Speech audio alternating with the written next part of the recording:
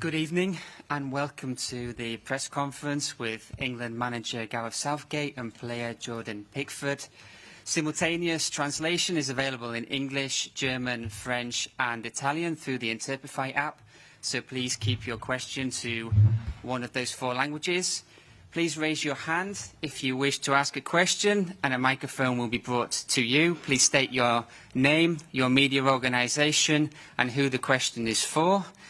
And remember, it is just 1 question per person. I will now hand the floor to England press officer Andy. Thanks. We'll start here with Gareth Southgate, please. It's Gareth Southgate from Sky Sports. Just a question for each of you. First of all, for Gareth. Jude Bellingham has been cleared to play tomorrow. As expected, he's just got a fine, but he also got a suspended ban. What did you make of UEFA's decision? And also, will you be speaking to Jude to make sure that he stays on his best behaviour? Because obviously he could get a ban if there's any repeats of what happened.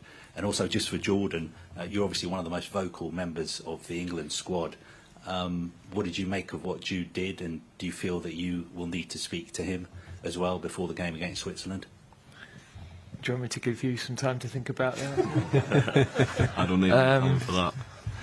I thought it was a common sense decision. Clearly, when you score a goal of the quality that he did, at the moment that he did, at the age that he is, you're going to have an incredible rush of adrenaline, and I think there was no intent in the gesture towards anybody other than sort of communication he has with his family. So from our perspective, we thought it was a sensible outcome, really. I speak to players all the time, so I don't feel a particular need to spend additional time with Jude on that. I think he is aware of the investigation, and he's an intelligent guy. I don't think I need to tell him anything really, do I? Let's be honest. Just let him play his football and enjoy it. Thanks. Henry Winter next. Hi, Henry Winter, World Soccer. Jordan, one for you, if I may.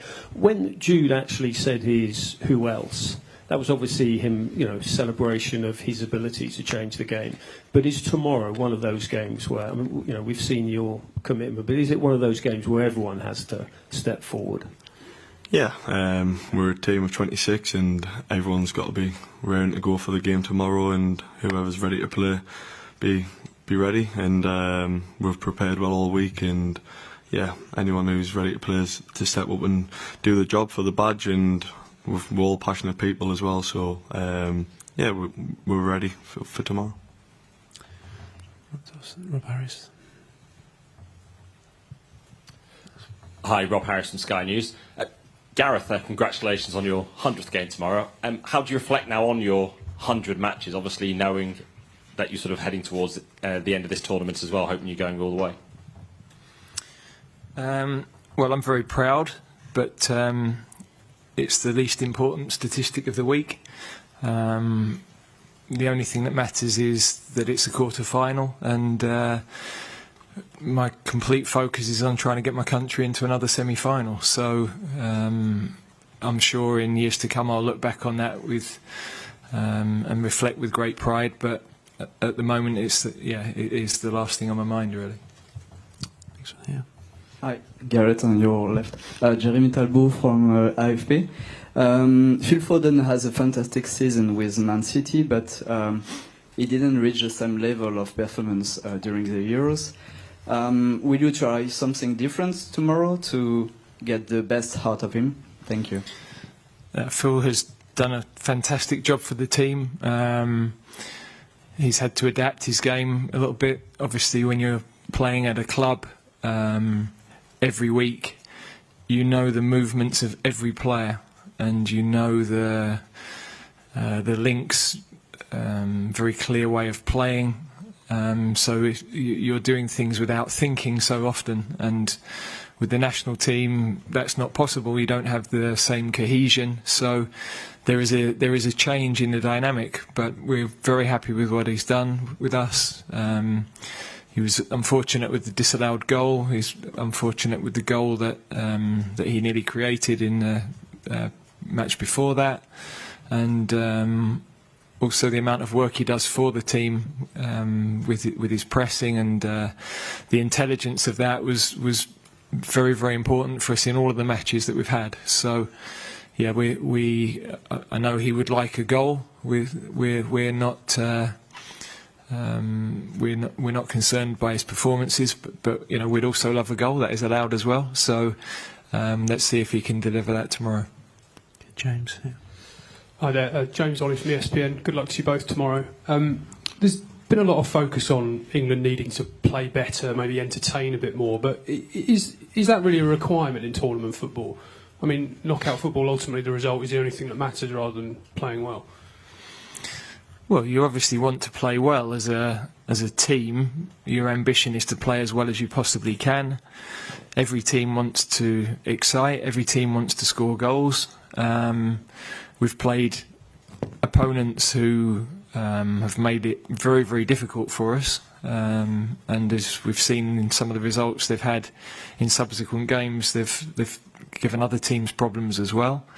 And yeah, there's been a lot of expectation on the team in the early part of the tournament especially. So I feel that the team, even in training now, look in a different place mentally. They look more fluid, and I'm expecting us to play well tomorrow. Yeah, second row here. Mr. Southgate, Sebastian Rieder, 20 Minutes Switzerland. After the Italian match, I had a clash with Spalletti because I compared Switzerland and Italian with two cars, Fiat Panda and Ferrari. Now the question to you, if we look at the market value and the performance so far, what would you say is England big, heavy, maybe slow Rolls-Royce, and Switzerland fast Mini Cooper? Well, Switzerland have been excellent. There's no doubt that they have a great spirit. They have some very good players. They have a clear way of playing that has caused a lot of problems for other teams. Of course, the valuation on English players is always high because our league is the only one that can afford to pay that sort of money. So there's a different valuation, and football matches aren't played on balance sheets or by data. They're played on grass by human beings, and it's about what you do on the day. So we know what we're capable of. We know that in the last couple of games there's been signs that that's coming. To go behind in the game against Slovakia was a really enormous test. You know, in tournaments there's a different emphasis when you're behind. There was an anxiety coming from the stadium, and you've got to be really brave to use the ball as our players did right the way till the end of the game. So I was full of admiration for the way they kept their nerve, the way they kept playing, trying to create good opportunities. In years gone by we might have gone really direct in those moments, lost our composure. So they stayed with the game, and in the end I think we deserved a draw in the 90 minutes. We had 70% of the ball. We'd like to have created more clear chances, and then to get the goal early in extra time, I thought we saw the game through really well. So yeah, we know we have to be better. Your Mini Cooper has been excellent. We've got to find another level. Any question there? Hi Gareth, Joe Rawson, Sky News. Is it possible that you will change the system tomorrow? And if you do, what are the merits from playing a different formation, 5 at the back, for instance? Well, we're always considering the best way to approach a game. And in modern football, you build and you defend in different ways quite often. Switzerland themselves they spend time building the game in a back four at times. They very fluid in their formation. So it's a good example of the way the modern game is played. And you write a formation on a piece of paper, but the team are rarely in that shape at any given moment if you pause the action. So we're always preparing the team for trying to give the opponent the most problems we can, but also respecting their strengths. And obviously the Swiss have a lot of strengths at the moment. Okay, Joe at the back. Hi Gareth, Joe Wardrop here from ITV News. At the risk of spoiling the politics-free zone in camp, you've outlasted 4 British Prime Ministers and you are onto your 5th. At least he is a football fan. Do you have any advice for Sir Keir Starmer, and do you ever wonder who has the harder job? Well, I'm not envious of his job. No, I don't have any advice. I think when you're in a position of responsibility, as I am, you realise that advice comes from every direction.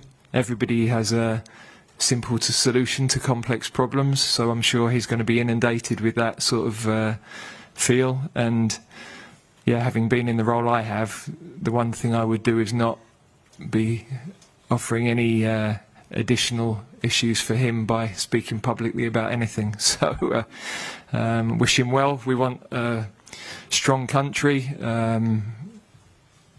We all want the best possible conditions in the UK, and whoever is in charge, whichever government is in charge, that's what we all desire. Hi, Gareth. Kieran Canning from AFP. You mentioned after the Slovakia game, really stressed the importance of the impact that the subs have made throughout the whole tournament, but I think it's 10 of the 11 have started every single game. Is that, especially what happened against Slovakia, giving you food for thought in terms of making more changes tomorrow to freshen it up? Well, physically the team are in good condition. We obviously lose Mark, suspended. So again, there's that balance of continuity, but players who are coming into the game having a good impact. You want your substitutions to make a difference, and I think in every game our substitutions have. That's great credit to the players, their mentality, the way all of them are training. They're all ready to come into the game. And when you win a game with the 2 goal scorers off the pitch, but with a lot of the rest of the squad on the pitch, it's massive for building the bond and the feeling that everybody has of contributing to the cause. So we've definitely felt that in the camp this week. Ibrahim from BeIN Sports. Jordan, Mark Guéhi played every minute from the beginning of the tournament in front of you. Any impact of missing him in this game, and what do you make of it? No, I think he's been brilliant since he's come in, but it's an opportunity for somebody else to come in and take the role. And like I said earlier, everyone's here on merit because they've had a great season with the club, and so whoever's ready to play tomorrow, they're going to be ready and to take the challenge on. Frida Fagerlund, Aftonbladet Sweden. Question for Jordan. Obviously you and your teammates, you don't have that much time together. You play under different types of managers with different philosophies and style of plays. Would you say it's been more challenging to sort of find your identity on the pitch this time around in this tournament? And if yes, why would you say that is? No, I don't think so. Me as a goalkeeper, you've got to keep your own identity in the shape of the manager and the staff and the way we want to play. I've got to adapt to that, and so is the rest of the team. So yeah, so whatever's given to me, I'm ready to take the challenge on, and I can learn every day. I want to get better every day as a goalkeeper, and whatever gets put in front of me, I'll keep working harder to get better. Yeah, question. Hi Gareth, Etienne Vuillemin from Switzerland, CH Media. Question for you: how is it for you personal that people in England and journalists are talking about who could be the future manager of the England squad? How do you handle this situation? It's a fact of life, If you're in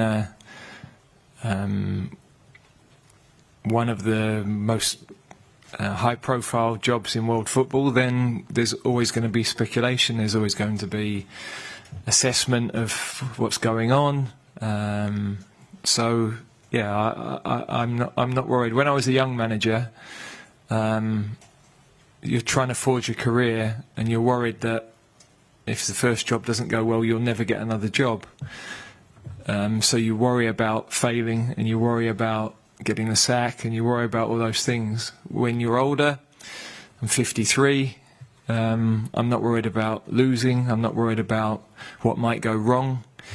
We have an opportunity tomorrow to get to another semi-final. It's a positive challenge, and that's how I view it. So, yeah, the downside for me is irrelevant. It's about going for it now.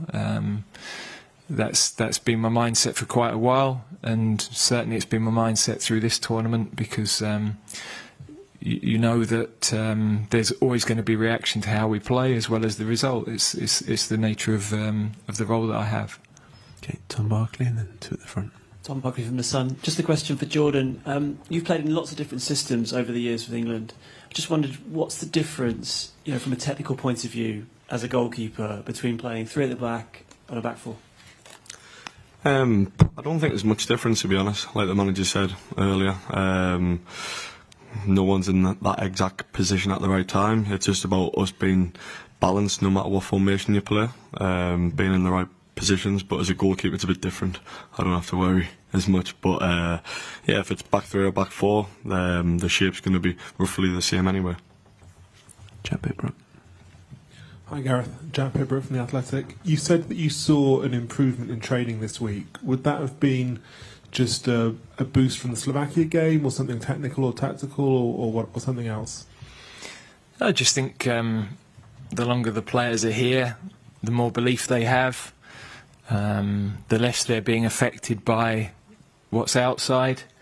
They can see the opportunity. They can see, on the one hand, you know, we talked about being here or being in camp for 45 days when we met.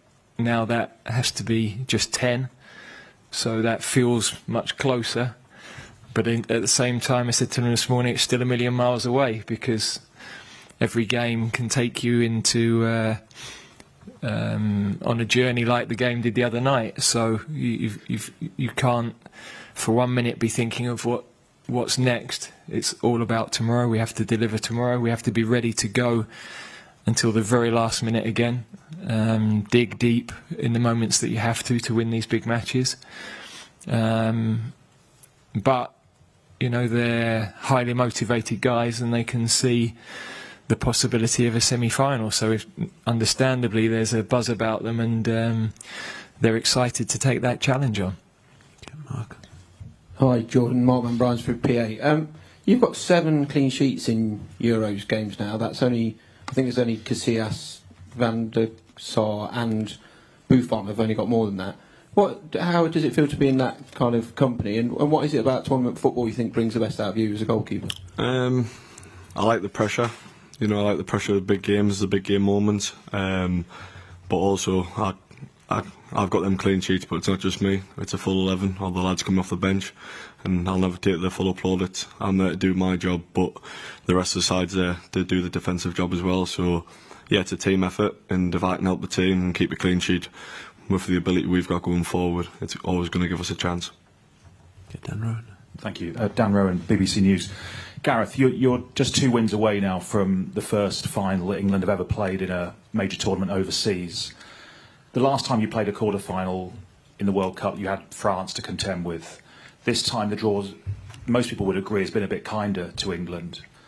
After Switzerland, as we know, Netherlands or Turkey await in the semi-final. I know you don't want to get too far ahead, but if you sort of said to the players, look, these opportunities may not come round for you again, this is a sort of chance that you have to seize. I would say that's a classic example of the sort of entitlement we have as a nation that creates drama and annoys our opponents. We're playing a really strong football nation who have played exceptionally well prepared, have enormous pride. our focus is on how do we win this game and how do we play to the best of our ability. As you rightly said, we've never been to a final outside England. We've only had 2 finals in our history, 3 semi-finals, so lots of nations who we might perceive as English people to be smaller have had far better records than us in terms of winning things, in terms of getting to the latter stages of finals. It's half the problem we have. But, you know, we're ready for tomorrow, and as a team we definitely have huge respect for our opponents, and we know we've got to be at our very best to be able to win the game. Okay, Erik here. Good evening, everybody. Question for Jordan. Would you like to have a penalty shootout tomorrow, maybe to win the award, or rather not? No, whatever it takes for us to win the game, you know. If it's 90 minutes, that'll be ideal, but like the manager said, we're against a very tough opponent, and we'll do anything to get the result. If that means going to a penalty shootout, may be it, but we're prepared for anything for tomorrow. Okay, I see no further hands raised, so just one back to Carve to finish then. Gareth, I just want to ask you, left-back position has obviously been a bit of a concern during this tournament. Luke Shaw's back in full training. Is he fit to start the game tomorrow, and how much of a risk would it be for him to start the game, considering he hasn't played since February? And if he doesn't play, what are your other options tomorrow? Well, Kieran Trippier's been absolutely outstanding for us, so Luke is available. He's available to start. But Kieran has also done a brilliant job for the team. He obviously doesn't give us that balance that a natural left footer can give you, but his leadership, his communication on the pitch, if you ask any of the wingers that play with him or the players that play alongside him, his talking is phenomenal, and you know, it helps them to play the game. It's a much undervalued quality, and it's a bit of a dying art, really. You know, good talkers on the pitch. You can't have enough of them, and yeah, he has exceptional qualities in that area, as well as some quality on the ball. So yeah, he's adapted and done a brilliant job for us. Okay, we'll conclude it there and look forward to seeing you tomorrow. Thank you. Thank you. Cheers.